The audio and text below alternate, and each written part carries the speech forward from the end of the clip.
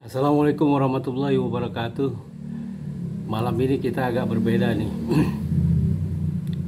Kita akan membicarakan anjloknya mata uang rupiah ya, terhadap dolar, atau menguatnya mata uang dolar terhadap nilai tukar rupiah. Ya, untuk hari Jumat ini perdagangan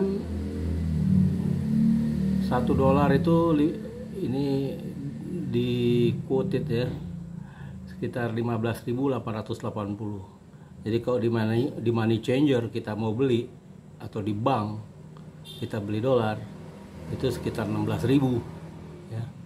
Ini hanya indikasi aja.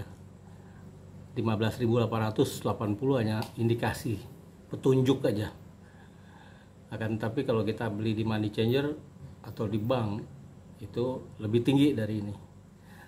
Dan sebaliknya kalau kita jual, kita punya dolar mau jual untuk mendapatkan rupiah, mungkin sekitar 15.600 gitu ya.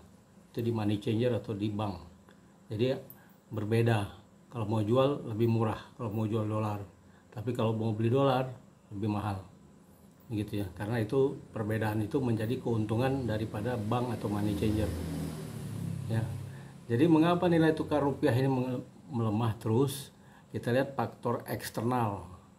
Nah, ini ada namanya US Index. Ya, US Dollar Index ini terdiri dari mata uang kuat ya, terhadap US dollar. Nah, kalau kita lihat dalam perjalanannya nih grafiknya, ini pernah tertinggi juga ya, 112, 113. Jadi kira-kira pertengahan 2022 ya. Ini sebagai dampak perang ini ya, perang Rusia dan Ukraina nih, dampaknya gitu. Dan tren kenaikan tingkat suku bunga di Amerika. Jadi saat ini 106 dan pernah juga terendah di sini. Ya. Jadi dibuatnya indeks ini, US Dollar Index.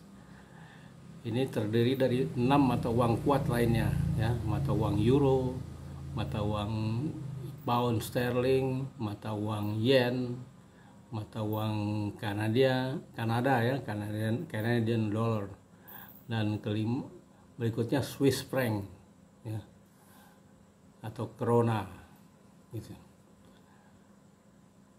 Nah, itu dibuatlah indeks. Jadi saat ini mata uang dolar ini menguat terhadap 6 mata uang dolar kuat lainnya. Nah, berikutnya mengapa nilai tukar rupiah juga melemah? Nah, di sini kita lihat harga minyak mentah nih ya. Ini udah naik lagi nih, trennya naik. Karena apa? Karena menjelang bulan Desember itu libur panjang. Nah, dan musim dingin di Eropa maupun di Amerika, Jepang, dan di Rusia, sehingga kebutuhan akan minyak itu meningkat. Jadi permintaan minyak mentah meningkat. Jadi biasanya yang dipakai di Indonesia ini banyak jenis brand minyak mentah brand. Ya, kalau kita Indonesia masih import sekitar 800.000 barrel per hari. Jadi kalau dikali ini aja udah naik 1%, berarti kita udah kehilangan devisa 1% dari 800.000 itu. Jadi 800.000 dikali ini kan sekitar, kalau kita genapkan aja 100, itu udah sekitar 8 juta US dollar per hari. Ya. Jadi sebulan kali 30, 240 juta US dollar menguap di jalanan, terutama jalan macet. Jadi 10% dari ini kemungkinan menguap di jalan macet, baik di ibu kota Jakarta atau kota-kota besar lainnya. Jadi apa yang kita import 800.000 barrel per hari, sekitar 10%-nya menguap percuma ya di jalan-jalan raya yang macet di Indonesia, maupun ketidakefisien dari pemakaian minyak itu sendiri. Sehingga kemungkinan besar dengan keadaan seperti ini ya, tren naiknya harga minyak mentah internasional ditambah menguatnya mata uang dolar terhadap mata uang kuat lainnya, berarti mata uang rupiah juga akan terseret. Ini faktor eksternal. Kalau faktor domestik, ya. Satu lagi nih faktor eksternal lainnya itu adalah tren kenaikan tingkat suku bunga di Amerika. Itu trennya naik terus.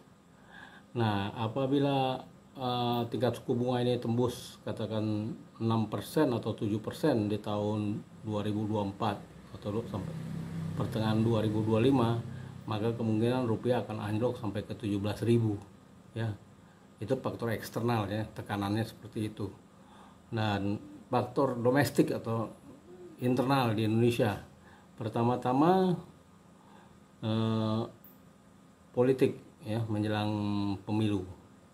Nah, biasanya ini udah dari era Soeharto sampai ke era reformasi, biasanya dolar itu menguat atau rupiah melemah dikarenakan situasi politik yang tidak menentu. Jadi siapa nanti dalam saat ini, siapa nanti presidennya, kebijakannya apa, itu saat ini belum ada kepastian karena belum tahu pemenang yang sebenarnya nanti di pilpres atau di pemilu. Jadi petanya sulit ditebak, ya. Itu yang membuat investor ragu masuk, ya, terutama investor asing yang sangat dibutuhkan untuk pertumbuhan ekonomi, sehingga investor masih istilahnya wait and see, masih tunggu-tunggu, ya. Jadi butuh waktu sekitar 1 tahun untuk tunggu-tunggu, ya.